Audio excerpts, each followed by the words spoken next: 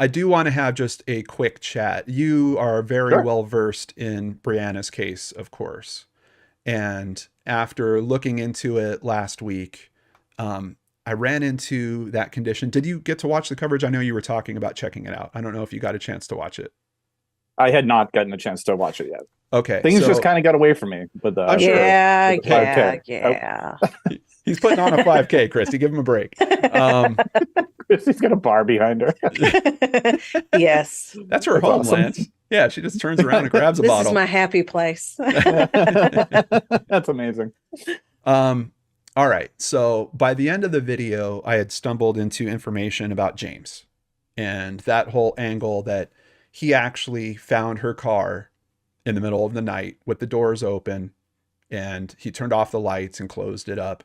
Essentially, he first said he didn't know anything about it, and then he changed his story and said, no, actually I did. I came across the car and I went and I closed the doors and I shut off the lights. And when I hear facts like that, the first thing my mind goes to is, wait, this dude, he put himself at the scene and he's also explained any potential evidence that's found of him being at the scene. Mm-hmm. And in terms of suspicions, like all of a sudden mine just went blunk. But I ran into an interview that you guys had done with Bruce, and according to Bruce, it's kind of just like, nah, James has been looked at and he was cleared. And then, of course, we got to the part of the story where James has died in a terrible car accident and wound up taking Yeah. out someone else in that car accident. What are your thoughts about James? Do you think that this is something that has really been fully vetted out and that he really isn't part of this? Or do you think that that's something that maybe law enforcement just kind of passes along to the family and kind of like, no, we looked into it. It's not this guy, but while they're really still looking into it. Yeah, it could be a little bit of both, right? It could be a little bit of the law enforcement giving the family information so that they have an answer. And if they, probably don't think that it's the case, then I could see them saying something to the effect of, we've cleared them. But maybe, kind of unofficially, they're like, well, we haven't really cleared them because you can't Yeah. really clear anybody when she hasn't been found. But after, talking with Bruce and talking with Greg Overacker, and I'll give a quick shameless plug to Greg Overacker. He just released his book, The Hunt for Brianna Maitland. Is it which in is there? it's an Is this in there? Have you given it a yeah, read yet? yeah. There's information in there about James, but just through like talking to him and Lou Berry and Bruce, there's so many other more viable people who could have had something to do with this. And the circumstances when James went by her car, I mean, he's essentially a kid, probably coming down from something that he was out doing. And I could absolutely see him not really registering the significance of what he's doing by shutting the door and turning the lights off. So I could see that. I could see like, I mean, if that was, I always try to put that like myself in those situations. Like if I was like in my late teens, mid 20s, like that age range, I could see myself doing something completely, completely like impulsive, not understand the long-term ramifications, especially in 2004. Yeah. When you didn't have a lot of the information that's out there that's telling you how to handle situations like this. Yeah, that's where I get And it tripped was up a little late bit. too.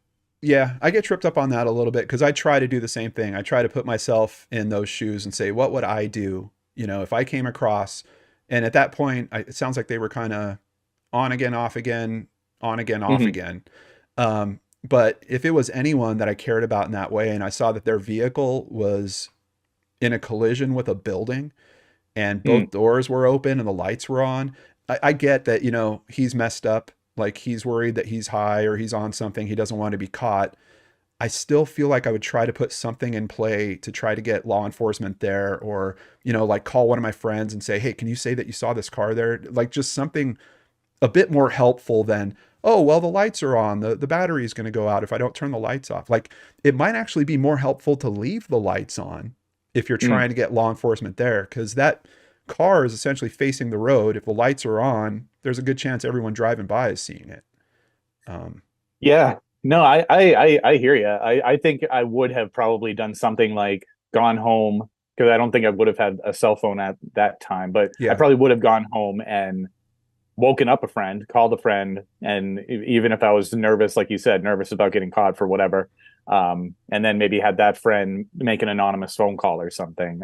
Bree's car is backed into the Dutch burn house. Yeah. So yeah, I mean, it's just one of those awful circumstances that I know you probably cover so many of these stories where you're like, oh, if this just happened, this wouldn't have been the case. And it's like a matter of minutes, and in one story, a matter of inches in another story. And in this one, it's like, if you just thought a little bit harder about this, just a little harder, there could be a different outcome. And I really think that's what it was. I just think he just didn't put the thought into it, which really sucks. In terms of people that you think are looking like better possible candidates, or I mean, I don't know how to phrase it better than that. Who do you think is stronger for being involved in this case? Well, it's really tough to, and actually Tim and I were just talking about this because we were reading Greg's book, and he has a chapter about a group of people who were drug dealers from New York. There was like a drug trade that was going on over the border, like Canada and into New York State. And there was just this group of very violent people. And I'm not saying Brianna was dealing drugs with them, but they were in the area. And they had dealings with the circle that Brianna was connected to as well. Again, not a violent circle, but it was just it's a small community there. Mm-hmm. And there are like ridiculous stories about these people murdering other people. And it's really tough to wrap your head around. Okay, if these types of people were in the area at the time and something went wrong with some of the people that Brianna knows or has like a secondhand connection to with the dangerous people, it's hard to imagine that they don't have something to do with this. Right. I mean, these are the types of people that make people disappear. And unfortunately, one of them killed himself just before he was about to get arrested for the murder of somebody else. It's really, really violent. It's just a violent group of people. So that looks good. There's also other like kind of random people that just pop into the scene. We'll get like an email from one of the investigators who's looking into it, and a name will come up, and the name will be somebody who has a history of abuse or a sexual misconduct history. And that name will come up, and it'll be like, oh, this person was in the area too? Like, what were they doing? So, but nothing ever pans out. Like the leads always you always get to that point where, like you said with James, you get to the point where it's like, oh, he got into this terrible car accident, another car, another passenger killed, he's dead. The other one where the guy killed himself before getting arrested. Those are the dead ends with this. It always kind of seems to be. Lance, is the book available now? The book is available now. Yeah. Okay. The Hunt for Brianna Maitland by Greg Overacker. By Greg Overacker. I'll have a link to that in the description box down below on the version of this I release on the main channel.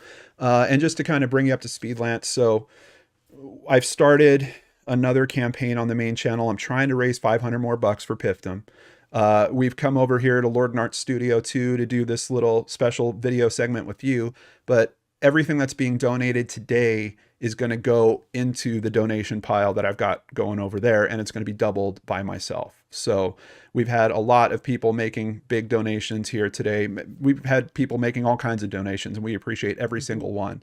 And please keep them coming as this episode goes on. I've turned off the notifications because I do need to record this for being released on the other channel. But so that's the deal. How are you like a saint? You were amazing. It's absolutely incredible. Yeah, and obviously thanks to the people who are donating. But they're doing this in support of private investigations for the missing, but also in support of you, because you do this all the time for a lot of nonprofits and a lot of organizations that mean a lot.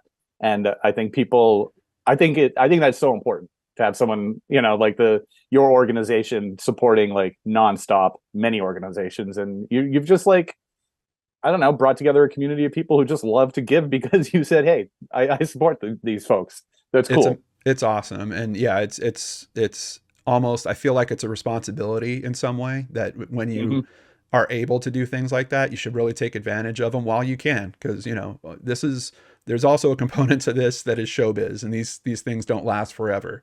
In terms of shows, you know, in terms of people wanting to tune into John Lordan. So I'm trying to do as much good as I can while I'm here. Along with that was this very fun aspect of you guys doing your first 5K. What inspired the 5K? Where did that idea kind of come from? That definitely came from wanting to bring together a community outside of,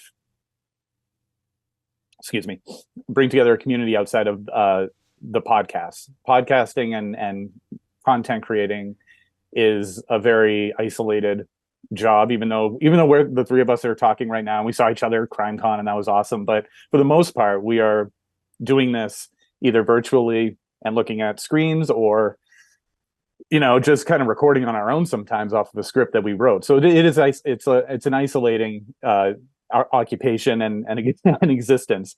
And I always wanted to make sure that I took opportunities whenever I could to bring together people face to face. Look what happens when I do that, though. I get a cold. I get the worst cold of my life.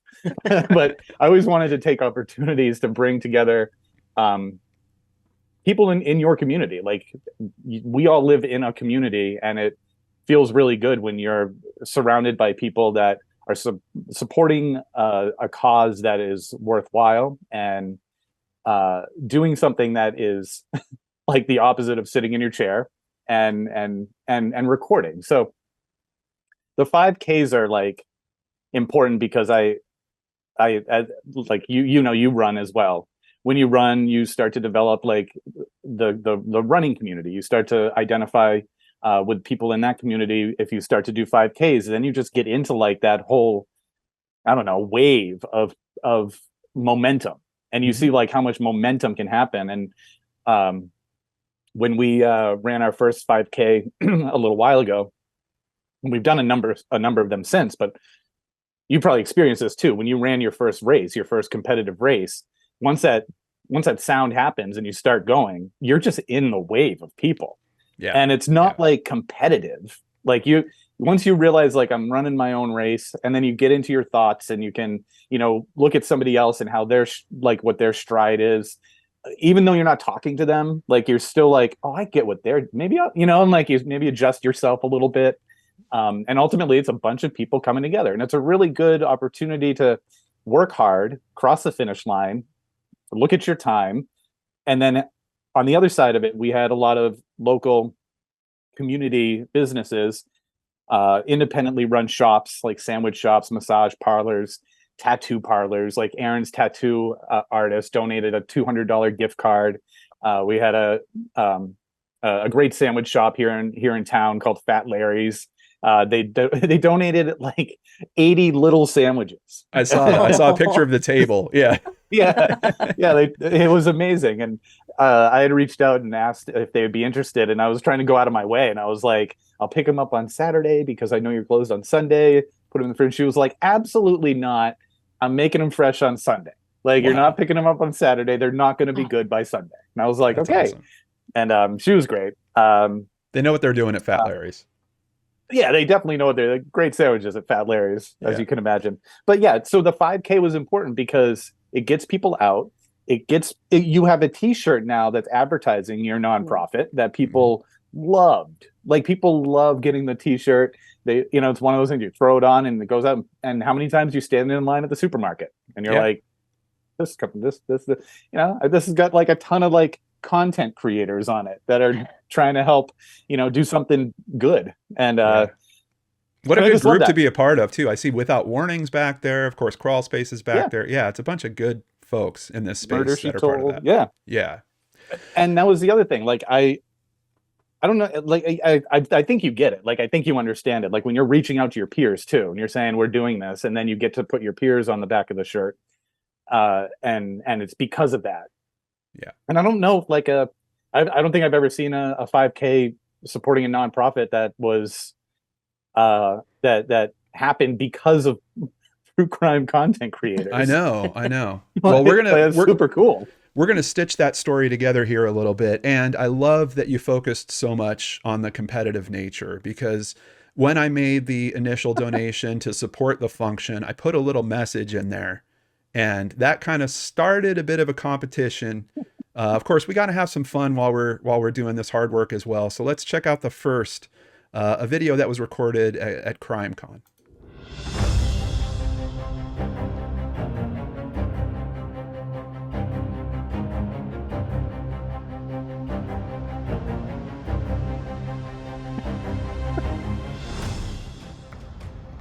It's Saturday morning, CrimeCon 2023, and I just can't stop thinking about the private investigations for the missing 5K that's coming up. The big challenge, Lordan versus Lance. Ah, what a wonderful day. A wonderful day for a milkshake. I saw Lance yesterday, sitting there with a big tub of caviar and a milkshake. I don't think this dude's even taking this seriously. Is that John Lordan? What is he doing down there? What is he, training for the 5K? It's a 5K. What is that, like a mile? I don't even know what time it is. I started running in the dark.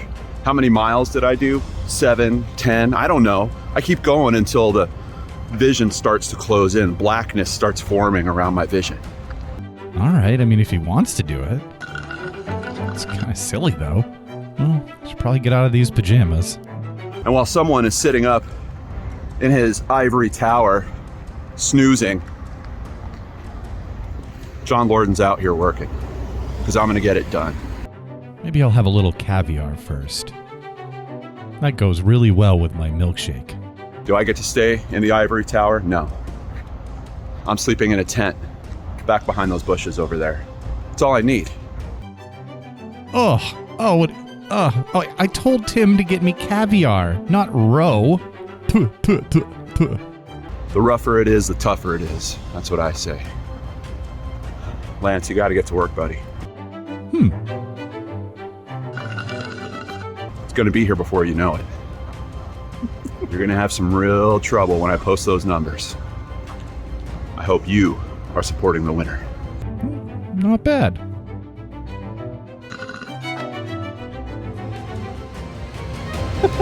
Well. So I just have a question for you. How intimidated were you when you saw that footage of how serious I was taking this? Very intimidated. Very intimidated. I love the pajamas, and I'm sorry you didn't get your good caviar that day. That's well, you know, I should have been more clear with Tim. That is, give me the caviar, not the roe. But that was very clever, John. That's a very clever video. Well, yeah, that wasn't the only. I thought maybe we should also compare some of our stats against each other, some of our, accomplishments and stuff. So we've got another little something to watch here.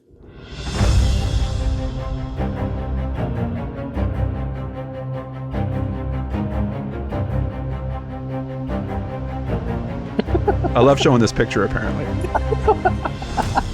It's a good How picture. serious am I about this race? How serious am I about my fitness? I've run in over 70 races in my life. I've had over 70 unpaid parking tickets in my life. I have lost 50 pounds since August of 2022. I've dropped 50 contact lenses on the ground since August of 2022. I've had 4 personal records just this year. I've had 4 showers this year. And not only that, I won 12 farm fresh eggs in a local racquetball tournament. I've won 12 caviar eating contests in a row. How serious am I? You guys know this is where I do my work. This is where Brain Scratch, Searchlight, Seriously Mysterious, all that stuff happens. How far do I have to go for my fitness? How far do I have to go for my runs? Not very far at all. There it is. My iFit, which has been programmed with the actual race course that Lance is going to be running on. I couldn't get out there this year. We're going to hope for the best for next year. but it is an exact copy. All the elevation is going to be exactly the same. This thing goes up to 40%. 40% elevation. You basically have to be climbing it when it's all the way up. I hope you're getting ready, Lance. I know I am. There he is. There he is getting ready. All right. Oh, that was great. That was great. They are. Yeah. I need to say, I had that was such a simple concept when you mentioned it to me, but I had such a hard time wrapping my head around it. Because I emailed John like 4 times. I'm like, what am I supposed to do? Am I supposed to say random? Like, what do I sent it do? to him. I sent it to him like a Mad Lib, Christy. I said, I kind of wrote the same sentence that I was planning on saying, but just dropped out the important pieces and had him fill them in. So yeah, he's like, how are you like, and you're going to cut this back and forth or something? So yeah. So I just recorded a bunch of random things. I'm like, what do I drop a lot of? Contact lenses. Okay. That'll work. Yeah. So yeah, we're having a fun little competition here. We're going to figure out who the winner is. And of course we do want to keep our finger on the pulse of what this event is really about. A big thank you to your team for sending over some footage and some pictures. I've put a little something together here. Here is the start of the race. Can't tell if this is a joke. Doing this. This supports an organization called Private Investigations for the Missing, which was founded by Bruce Maitland, whose daughter, Brianna Maitland, has been missing since 2004. It's been 15 years since my daughter Brianna went missing. And not a holiday goes by that she's not on my mind. And he's using this organization, individuals like Greg Overacker, who's sitting right there, licensed private investigators. They help families look for their missing loved ones at no cost. The organization covers the cost of their expenses, and these private investigators do this pro bono. But especially to you folks in the true crime genre, I mean, you watch these shows, you enjoy different shows. It's very interesting, but behind every show, there's a hurting family out there, and they need more than just your interest. They need your help. So this is a nonprofit that he started as an inspiration to his daughter. So you are supporting a good cause. Tim Polari, myself, Aaron, Jillian, we're on the board of directors. So this is the first 5K that we're doing. Good turnout. We actually exceeded expectations between the virtual run and this, and people just doing donations. You have to make something good come out of all this. And the best way that I knew to make something good come out of Brianna being missing was to help other people. How precious. So just to remind us all what this day and what this event really is about, I just wanted to make sure we got Bruce's voice in there, and also appreciated the speech that you gave at the start. As of right now, for the live audience that's watching while we're recording this, we have raised $178 that I'm going to double and put into that donation pot that's over on the main channel. I don't think we've quite hit the goal yet. That's where you guys that are watching on the main channel come in. If there's a little more extra we have to pitch in there to get it to 500, please take a look at that blue button down below, give it a press, put in that amount, and let's hit 500, or let's take it over 500. Why not while we're at this? But a big thank you to everyone here at Studio 2 for their donations today and helping to make another goal accomplished. We're all running this race together. So here we go. We now are at the event, the big race. And there's another very important piece of information that Lance gave out in his speech, which we're going to start with. And I just want everyone watching at home, when you see the start line go, keep an eye out and see if you can figure out where Lance is. I'm already winded, by the way. My voice is already quivering because I'm winded.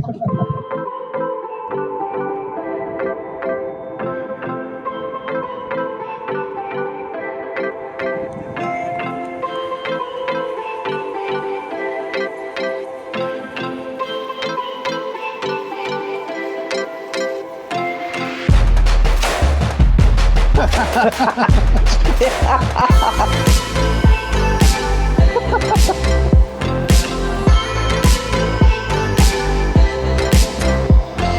supposed to run there, Lance.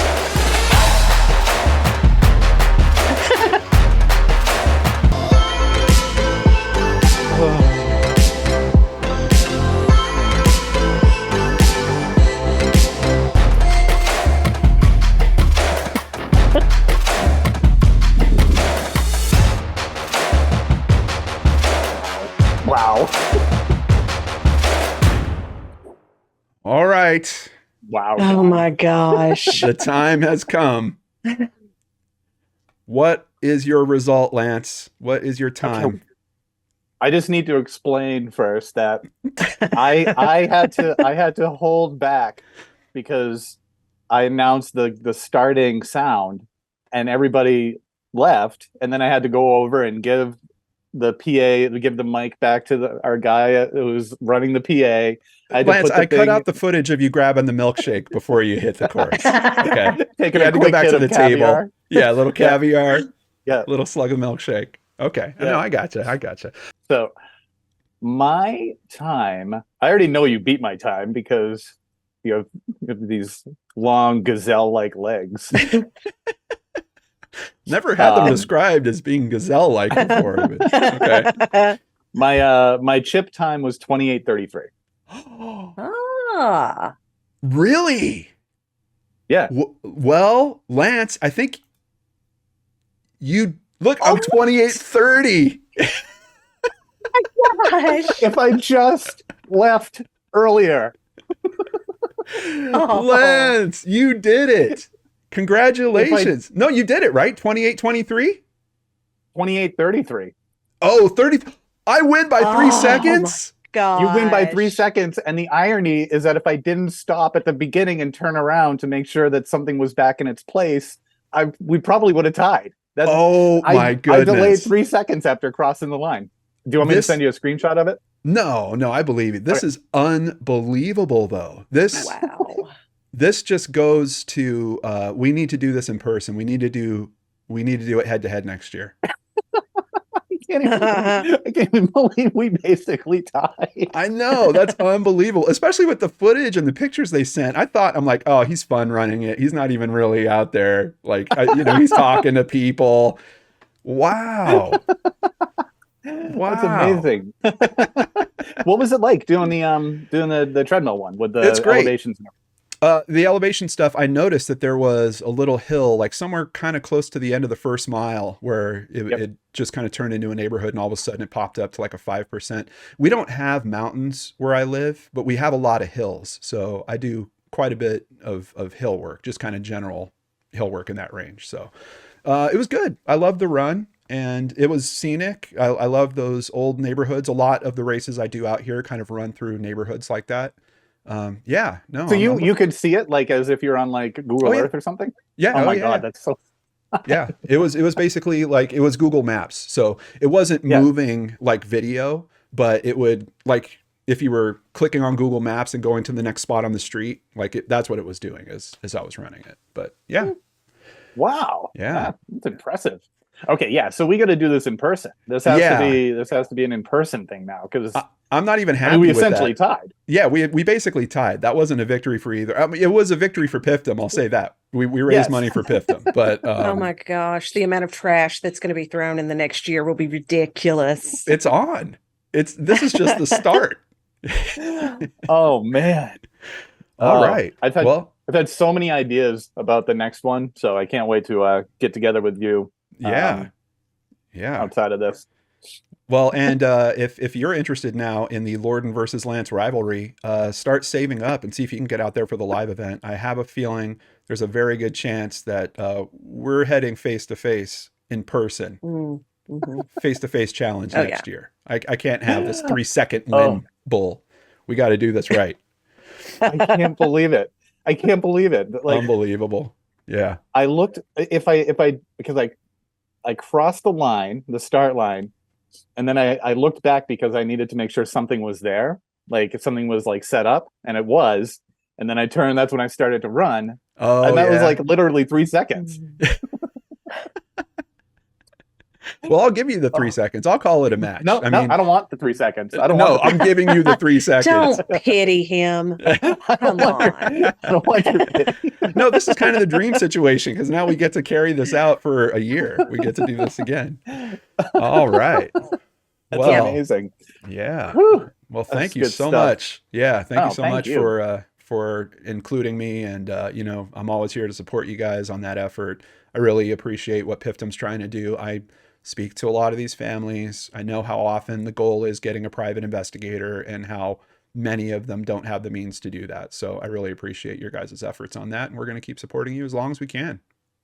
Yes. Awesome. We can't tell you how much we appreciate you both. Your nonstop support is like truly, we can't do it without you guys. All right, Lance, thank you so much, man. We really appreciate you stopping by and delivering the results. And I'm looking forward to next year already where we're going to get to do this in person. So We need merch. We need merch. yeah, Absolutely. Which team are you for? The Oh merch. my gosh. Lorden the versus Lance. merch. You guys want a Lorden versus Lance shirt? Yeah. And can we just have like Lorden versus Lance and then the time? What was the time? Like 28, Yeah, 33? yeah, Like, absolutely. yeah. 28:30 right there. Amazing. Well, we love you guys. Seriously. You guys are the appreciate best. you guys. And again, we couldn't do it without you. Please tell Bruce that we said hello, and you know, we look forward to supporting the organization for a long time. Oh, yes. Awesome. Thank you.